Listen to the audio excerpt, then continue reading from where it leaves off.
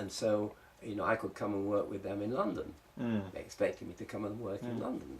They arranged a flat, but this, as you can imagine from the story you've heard so far, Harlow was my destination, and I wasn't going to start commuting to London, because new towns were about living and working in the new town, and I led a charmed life, I suppose. I lived and worked in the new town, but not being restricted to the new town, because I travelled all over the place. I mean, you see Bath University on the front there.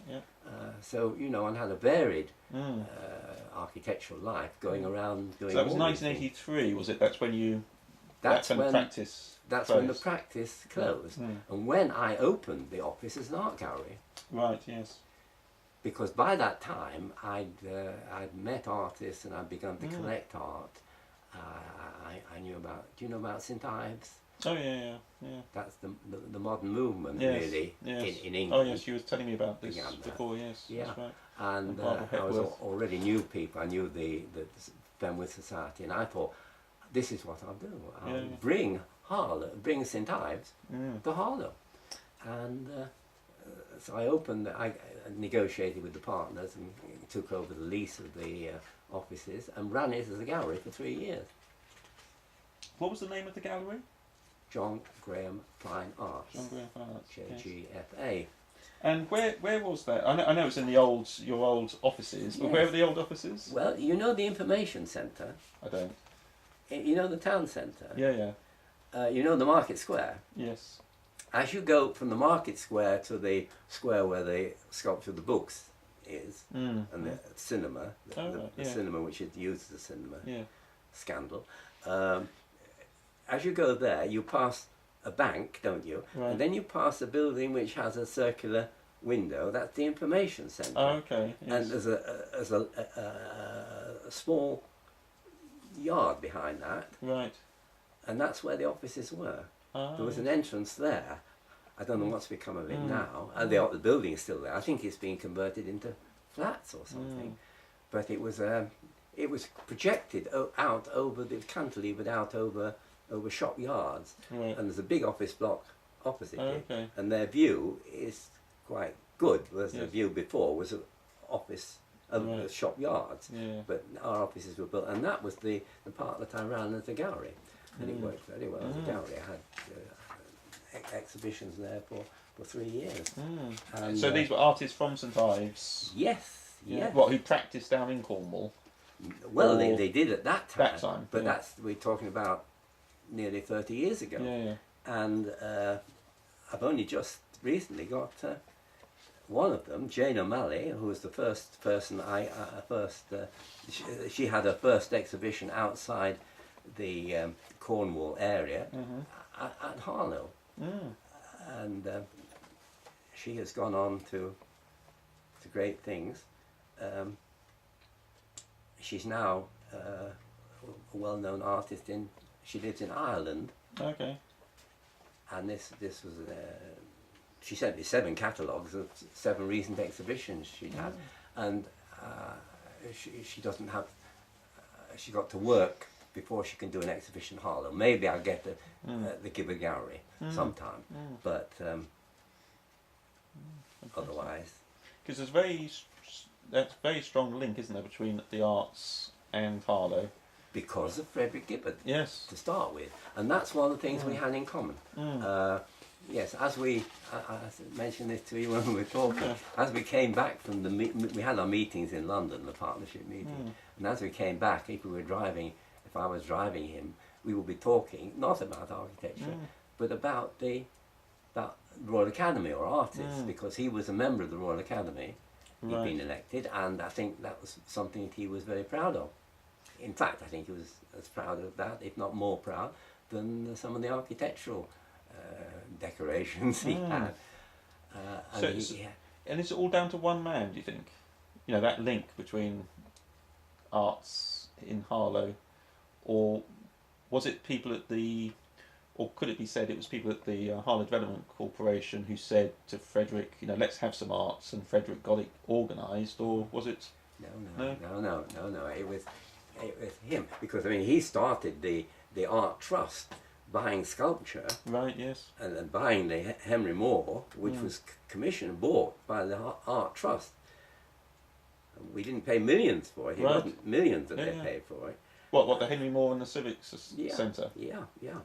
And that was the initiative for that was well, you have to read, and you've got the Yeah, sculpture in Harlow. The foreword to that tells you how it was set up. Right. But it was the early years of Harlow, Mm. and it was Freddie Gibbard and what was the also the person who started it with him, but it was his initiative, and Pat Gibbard, his wife. his Yes. wife. So it was the Harlow Arts Trust, Harlow Arts Trust. and that's what he set up. And he got some funding, presumably from somewhere, to purchase these sculptures. Well, we never had any regular funding. No. Never. Maurice Ash was one of the people there. He was, yeah.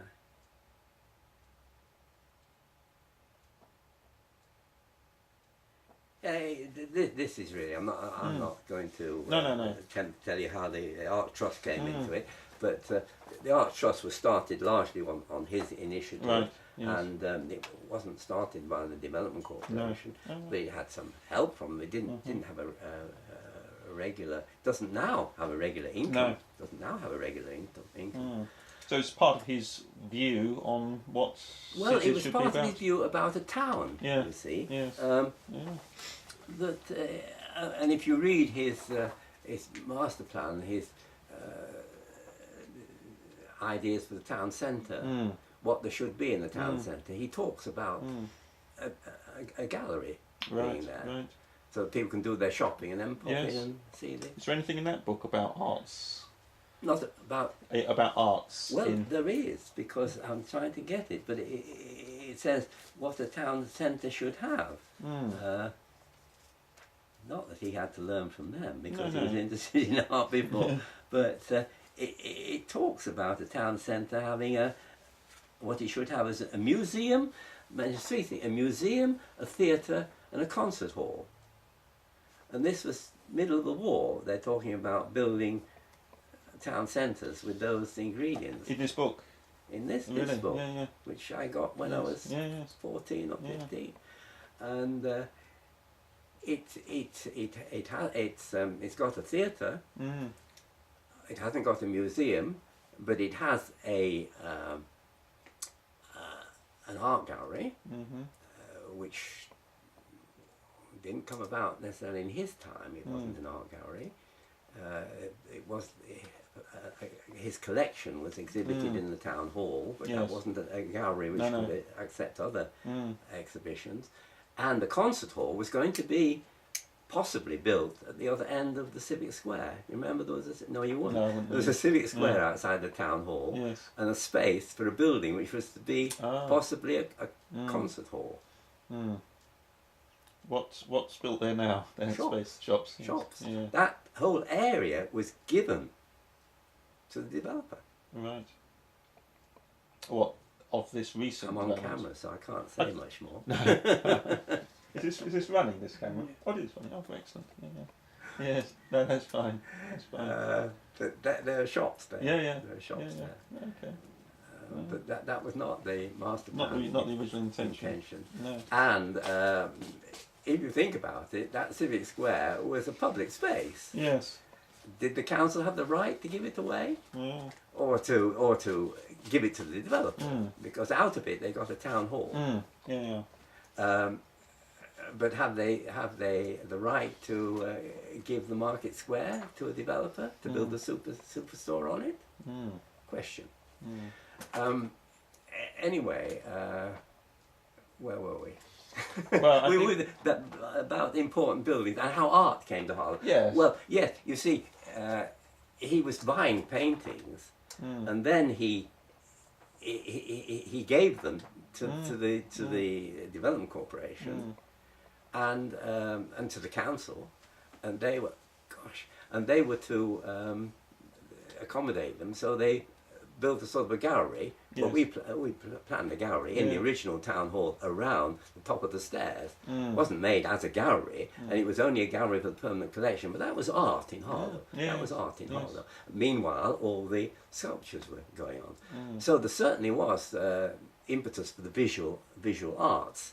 But music is another thing. Music's always been a strand in Harlow. I don't know how that started, but the Albani Quartet have been in the picture right from the early days, and ballet. And there was a documentary film called The Pied Pipers of Harlow, which was made in the early years about Harlow. A colour film, very good film. And that was showing how vigorous art and culture were in Harlow. And the Gibbard Gallery came about, in a way, through what we've been talking about, because the developers were going to build a new town hall, and they were going to house the Gibbard, the Moore sculpture, and the Gibbard collection, which was owned by the council, but no more. And they were going to the civic square, with the possibility of a cultural building, was going to disappear. So the civic trust objected to the whole development, and the council weren't happy about that. Of course, we couldn't stop it, but on the other hand, we couldn't. We weren't happy about it because it was. So, and there was no gain, as we could see, culturally. The water gardens were still there, slightly moved, okay, and the water garden was surrounded by shopping, which was never the intention in the original master plan. And so we were against it. But in talking to them, I said, well, we're not getting it. If you were to give additional space, not just to accommodate the permanent collection, but to provide space for changing exhibitions, because the permanent collection has a limited interest. After a time, people have visited, don't come again. But if you have changing exhibitions, what they now call temporary exhibitions, changing exhibitions, there's a continuing interest and lots of possibilities. If we can have this space, then maybe we could reconsider it. So they wrote a letter committing themselves to providing this space and curating it, because who's going to curate it, and publicising it. And on that basis, and armed with that letter, I took the meeting, and the upshot of it was that we did withdraw our objection, unanimously, with the exception of Pat Gibbard. She was widowed then, and she never voted for the development around the water garden, and I respect her for that. I mean, it's not part of the original design. I mean, and things that were built, we were never, we knew the shops were modelled, but we never knew about these big units like Asda and so on, which don't have any particular character. But I knew, so that was it. But I knew we could stop it, but we could get something out of it, and what we got out of it is the Gibbard Gallery. Which is fantastic. Well, it has a potential. It's, to watch it, because it could easily slip back and be office space. Well, yes. It's now, the Art Trust, we are now, it's under our wing for a time, but we haven't got an income. But that was the history of that, and so the visual arts do have this, and other things have got stimulated. I mean, down at the mill. We were there earlier. Nice. But I mean, that's been a private initiative. It's not really been offshoot of. Oh, absolutely, that. But yes, I think Harlow is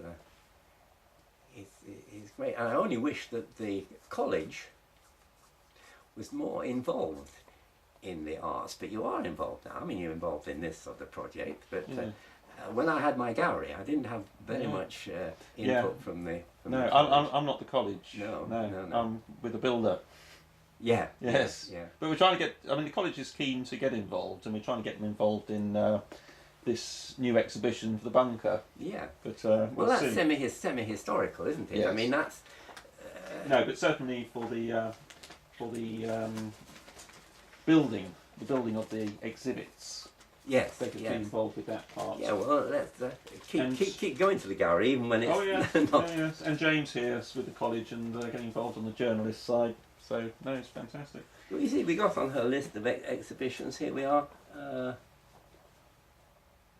Yeah, 1980, 84. Oh, She lists okay. there. Mm-hmm. She lists the Jane O'Malley, yeah.